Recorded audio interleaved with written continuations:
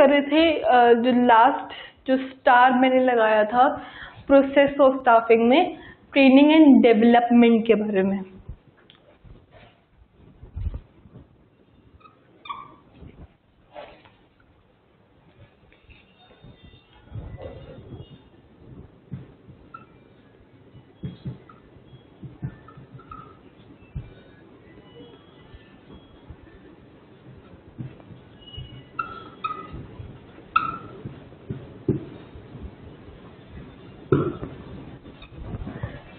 Training and development, as the name suggest, training मतलब लोगों को ट्रेन करना, लोगों को सिखाना, बेसिकली सिखाते हैं लोगों को कि काम कैसे किया जाता है। और डेवलपमेंट मीन्स कि लोगों का माइंडसेट, जो माइंड है उसको डेवलप करना, उनको हायर थिंकिंग या हायर जो भी रिक्वायरमेंट उनको डेवलप करना। बेसिकली ट्रेनिंग में लोगों को ट्रेन किया जाता है, उनको सिखाया जाता है, लेकिन डेवलपमेंट में सिखाया नहीं जाता, उनको बेसिकली डेवलप किया जाता है। जैसे उनकी मेंटल एबिलिटी को, उनकी पर्सनालिटी को डेवलप किया जाता है। तो हम पढ़ेंगे ट्रेनिंग एंड डेवलपमेंट की रिक्वायरमेंट या इम्पोर्टेंस ऑर्गेनाइजेशन के लिए और एम्प्लॉयज के लिए, और हम पढ़ेंगे मेथड्स ट्रेनिंग एंड डेवलपमेंट के। सबसे पहले हम पढ़ते हैं इम्पोर्टेंस।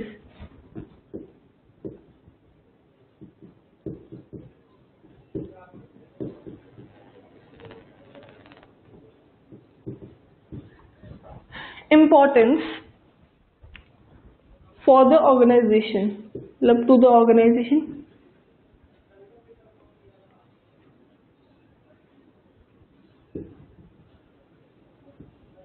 ऑर्गेनाइजेशन के लिए, मतलब ऑर्गेनाइजेशन के लिए क्या इम्पोर्टेंट है वो हमने देखना है। क्यों इम्पोर्टेंट है ट्रेनिंग एंड डेवलपमेंट एम्प्लॉयज की? इम्पोर्टेंट, ऑर्गेनाइजेशन को क्या फायदा होगा अगर हम एम्प्लॉयज की ट्रेनिंग करेंगे तो?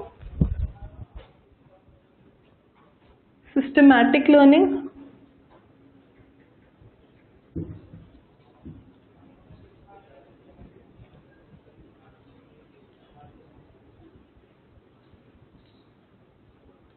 higher profit,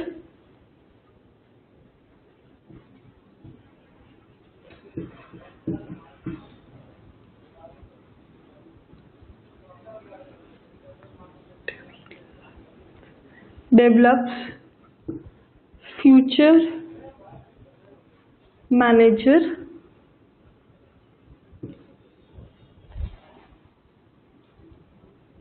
reduce absenteeism,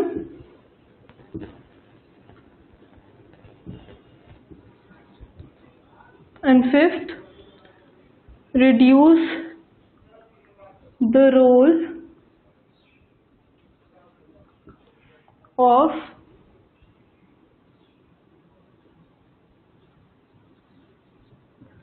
supervision. ये तो थे टू द ऑर्गेनाइजेशन। अब हम बात करते हैं to the employees.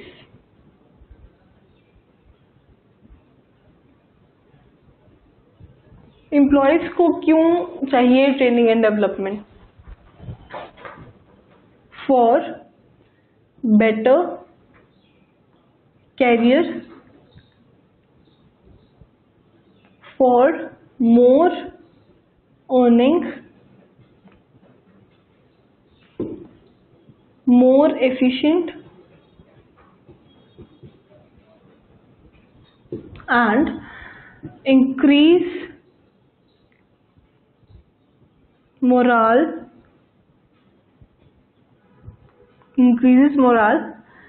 essential for new employees।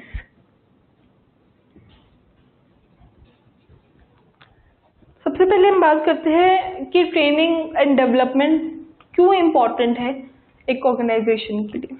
पहला पॉइंट, सिस्टमैटिक लर्निंग। हम उनको ट्रेन कर रहे हैं, हम एम्प्लॉयज को ट्रेन कर रहे हैं ताकि एक सिस्टमैटिक लर्निंग हो, सिस्टमैटिकली उनको बताते हैं कि ऐसे ऐसे को काम करना है। हर कोई भी अगर एम्प्लॉयर आएगा उनको सिस्टमैटिकली लर्न करवाया जाएगा ताकि वो हमारे पोजीशन, हमारे जो ऑर्गेनाइजेशन के लिए बेनिफिट साबित हो। फिर हायर प्रॉफिट, अगर मैं बोलूँ कि एज वी नो कि there is a right person for the right job, मैं सही लोगों को सही जगह पर सही जॉब दे रही हूँ, तो वो अपना काम, अपना ऑर्गेनाइजेशनल गोल्स को अचीव करेंगे। ऑर्गेनाइजेशन गोल अचीव होंगे तो हमारे ऑर्गेनाइजेशन के जो प्रॉफिट्स है वो हायर हो जाएंगे। इसलिए ट्रेनिंग और डेवलपमेंट, मतलब ट्रेन क्यों करते हैं कि भाई वो अपना काम सही से करें, उनको पता चले कि काम करना क्या है। तो इसलिए वो प्रॉफिट्स हायर करने में हेल्प करते हैं। Develop future manager, if I see myself as the future manager of this company, of an organization, तो मतलब मुझे ट्रेनिंग, मुझे मेरी डेवलपमेंट होगी, मेरी फुल मेरी मतलब एक तरह से पर्सनालिटी डेवलपमेंट होगी, मेरा मेंटली डेवलपमेंट होगा। मुझे मेंटली अपने आप को डेवलप करना है, क्यों? एक अपनी ऑर्गेनाइजेशन के लिए कि मुझे भी एक मैनेजर बनना है। तो ऑर्गेनाइजेशन को अपना फ्यूचर मैनेजर दिखता है जब एक ट्रेनिंग और डेवलपमेंट का टाइम चलता है एक एम्प्लॉय का। After this, reduce absenteeism. Absenteeism मतलब कि ऑब्वियसली बहुत लोग छुट्टियां लेते हैं, एब्सेंट होते हैं। तो ट्रेनिंग एंड डेवलपमेंट जब होगी, जब उनको जब दे फील मोटिवेटेड, कौन? एम्प्लॉइज, तो वो छुट्टियां कम लेंगे क्योंकि उनको पता है कि भाई मुझे अपना काम अचीव करना है, मुझे अपने गोल्स को अचीव करना है, इसलिए they will take less leaves. So reduce, and the last point, reduce the role of supervision. Supervision as we know बहुत कॉस्टली पड़ जाता है। सुपरवाइजर को हायर करना, उन्हें फिर पैसे देना कि भाई तुम लोगों को सुपरवाइज करो, वो गाइड करो। तो एक तरह से अगर मैं ट्रेन करूंगी, मैं ट्रेंड हूँ, मैं डेवलप्ड हूँ, मेरा माइंडसेट पूरा डेवलप्ड है, so I don't need any supervisor to supervise me, क्योंकि मुझे अपना काम अच्छे से करना आता है। इसीलिए तो reduce the role of supervision, मतलब सुपरविजन को अब कोई रोल नहीं होगा अगर मेरा माइंडसेट, अगर if I am trained for my job, for my position. So these were the importance of training and development for the organization. Organization के लिए training and development क्यों important है? ये 5 steps है। अब हम बात करते हैं कि training and development employees के लिए क्यों beneficial है? क्योंकि for the better career, अगर ट्रेनिंग होगी, मैं कुछ नया सीखने को, मुझे कुछ नया सीखने को मिलेगा, तो मेरे करियर को एक अच्छा बेटर स्मूथ लेवल मिल जाएगा, एक बेटर करियर मुझे मिलेगा क्योंकि मुझे नया कुछ सीखने को मिल रहा है कुछ जॉब में। फिर मोर अर्निंग, जैसे यहाँ पे हायर प्रॉफिट था, हायर प्रॉफिट मतलब ऑर्गेनाइजेशन को फायदा हो रहा है, मैंने फायदा दिलाया तो वो मुझे भी तो फायदा देंगे। अगर मैंने अपने टारगेट्स को अचीव किया, मुझे ऑर्गेनाइजेशन में मतलब ऑर्गेनाइजेशन के प्रॉफिट्स हायर हुए, तो वो मुझे भी तो मेरा हिस्सा, मतलब मेरा जो salary that will also increase, मुझे बोनस मिलेगा, मुझे इंसेंटिव्स मिलेंगे। So this is more earning, मुझे मोर अर्निंग्स होगी, मोर एफिशिएंट, मेरी डेवलपमेंट हो रही है, मेरी ट्रेनिंग हो रही है, तो मेरी एफिशिएंसी जो है, मेरी efficiency will also increase. After this increases moral, obviously मुझे प्रॉफिट्स अचीव करने के लिए मुझे वो मोटिवेट करके रखेंगे। अगर मैं ऑर्गेनाइजेशन का काम अच्छे से अचीव करूं, तो organization will keep on motivating me कि आप अच्छे से काम करो, हम आपको बोनस देंगे, हम आपको लीव्स देंगे, हम आपको हॉलीडेज पे लेकर जाएंगे। सो दीज आर द, सो वो इंक्रीज करते हैं मेरे मोरल को, मेरे मोटिवेशन को, ताकि मैं ऑर्गेनाइजेशनल एंड पर्सनल गोल्स को अचीव कर सकूं। फिर आता है एसेंशियल फॉर न्यू एम्प्लॉइज। भाई न्यू एम्प्लॉइज है, they don't know how to manage, मतलब उन्हें अपनी जॉब के बारे में कुछ आइडिया नहीं है, तो training and development is basically essential, very essential for the new employees. नए एम्प्लॉइज के लिए बहुत जरूरी होता है। So these were the importance, मैंने बोला था ट्रेनिंग एंड डेवलपमेंट की इम्पोर्टेंस। तो हम बात कर रहे हैं ट्रेनिंग एंड डेवलपमेंट के मेथड्स की। दो तरह के मेथड होते हैं ट्रेनिंग एंड डेवलपमेंट में, on the job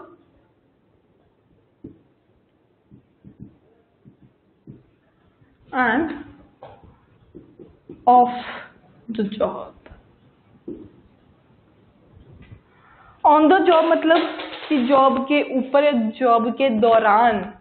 of the जब, ऑफ का मतलब क्या होता है, बंद, मतलब जब जॉब नहीं कर रहे हो उसके बाद या उससे पहले। तो on the job of the job के बारे में हम बात करते हैं।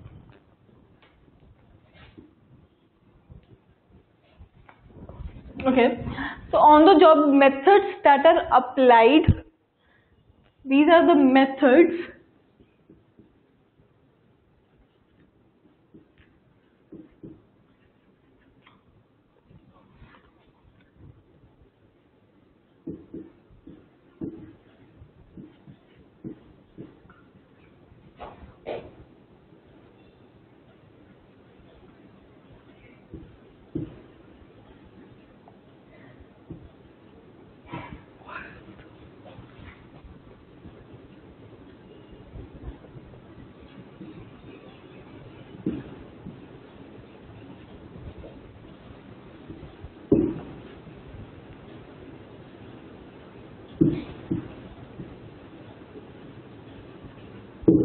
ओके, तो हमने ये डेफिनेशन लिखी कि it is the methods that are applied to the workplace while the employees is actually working. जब एम्प्लॉय एक्चुअली काम कर रहा है तब हम उसे ट्रेनिंग देते हैं। फॉर एग्जाम्पल इंटर्नशिप हो गई, इंटर्नशिप में we are doing a job, मतलब एक जॉब की तरह हम पहले कैसे ट्रेनिंग काम करें, पहले हम उनको ट्रेन कर रहे हैं कि हाँ आप फ्यूचर में जॉब कैसे करोगे।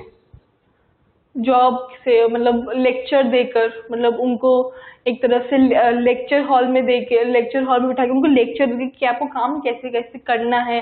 तो there are various methods on the job के। कोचिंग देके, एग्जाम्पल कोचिंग हो गई, इंटर्नशिप हो गई, एंड एटसेट्रा एटसेट्रा एटसेट्रा। फिर हम बात करते हैं of the job. Of the job used away from the work. For example, मतलब कैसे उन्हें कॉन्फ्रेंस में लेके जाके फिल्म्स दिखाकर, डॉक्यूमेंट्री फिल्म्स कॉन्फ्रेंस में लेके जाके। ऑफ द जॉब का मतलब जॉब जब नहीं कर रहे उसके अलावा कॉन्फ्रेंस, फिल्म्स एंड ट्रेनिंग देके, बेसिकली वो होते हैं मेथड्स जॉब के ट्रेनिंग के। After this the second point, it is provided by superiors to the seniors. यहाँ पे जो सुपीरियर्स है वो ही सीनियर्स को गाइड करते हैं, सुपीरियर्स टू सबॉर्डिनेट,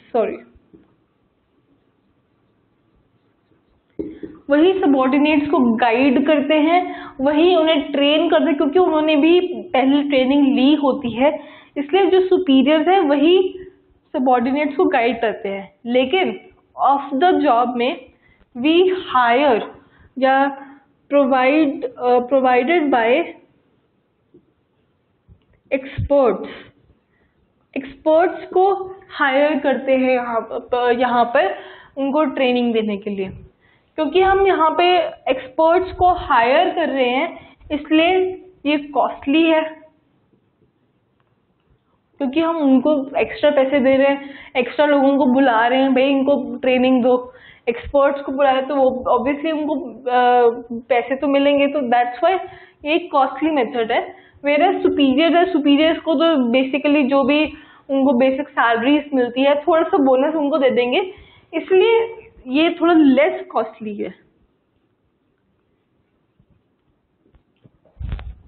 अब कभी कभी एक्सपर्ट्स हमें मिलते ही नहीं है, कौन कौन से एक्सपर्ट की भाई मुझे ट्रेनिंग, इस ट्रेनिंग के लिए ये एक्सपर्ट चाहिए, बट मुझे वो एक्सपर्ट मिल नहीं रहा है। तो इसलिए ये एक टाइम कंज्यूमिंग प्रोसेस भी है।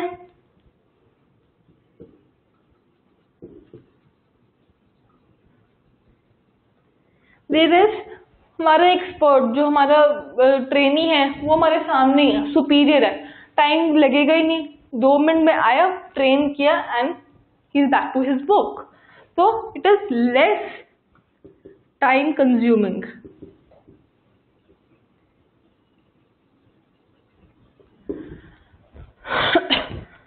Less time consuming.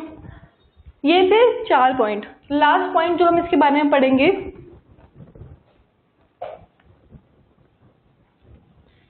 कहां पर ऑन द जॉब यूज होता है।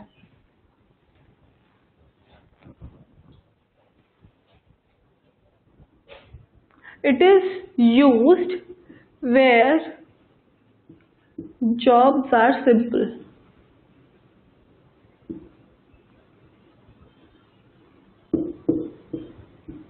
फॉर एग्जाम्पल, अगर मैं बात बोलूं प्लम्बर या आयरन वर्कर। अब प्लम्बर है, प्लम्बर दूसरे प्लम्बर से पूछेगा, तो अपने सीनियर प्लम्बर से, भाई मुझे ये काम नहीं करना था, मुझे सिखाए। तो अभी सीनियर अपने जूनियर को सिखाएगा और उसको भी काम पे लगा देगा। लेकिन और जो ये जॉब होते हैं वो सिंपल, जो ये ट्रेनिंग होती है वो सिंपल जॉब्स के लिए, जो जहाँ पे ज़्यादा एक्सपर्ट्स की ज़रूरत नहीं होती, वहाँ पर ऑन द जॉब जो ट्रेनिंग मेथड है वो अप्लाई होते हैं। Whereas of the jobs जो होते हैं, it is used where jobs are complex in nature, जहाँ पर बेसिकली यूज ऑफ मशीनरी होता है। सपोज इन माय ऑर्गेनाइजेशन मैंने एक बाहर से मशीनरी ऑर्डर करी, मुझे नहीं पता कि वो कैसे चलती है, तो I will hire an expert जो हमारे वर्कर्स को, जो जिन्होंने मशीन पे काम करना है, उन्हें मैं उनके लिए मैं एक एक्सपर्ट को हायर करूंगी कि इनको आप सिखाएं कि मशीन चलाते कैसे हैं, ये मशीन वर्क कैसे करती है। So basically it is used where jobs are complex in nature. Complex मतलब थोड़ी ज़्यादा होती है मात्रा में। तो ये था हमारे on the job, of the job methods of training in development. तो बेसिकली स्टाफिंग में हमने शुरू से पढ़ा कि स्टाफिंग क्या होता है, इम्पोर्टेंस ऑफ स्टाफिंग, इम्पोर्टेंट की स्टाफिंग क्यों ज़रूरी है हमारे ऑर्गेनाइजेशंस के लिए। फिर हमने पढ़ा प्रोसेस कि स्टाफिंग का प्रोसेस कैसा होता है, कैसे हम स्टाफ करते हैं। आफ्टर प्रोसेसिंग हमने रिक्रूटमेंट और सिलेक्शन का डिफरेंस पढ़ा। आफ्टर दिस हमने HR डिपार्टमेंट और स्टाफिंग का इंटर रिलेशन पढ़ा, रोल ऑफ HR पढ़ा, HR डिपार्टमेंट के बारे में पढ़ा। फिर हमने प्रोसेस पढ़ा सिलेक्शन का, कि सिलेक्शन का प्रोसेस कैसा होता है। हमने रिक्रूटमेंट के सोर्सेज भी पढ़े थे, अगर आपको याद हो, रिक्रूटमेंट के सोर्सेज पढ़े थे। फिर हमने पढ़ा लास्ट में training and development. I hope you have learn and enjoyed this class.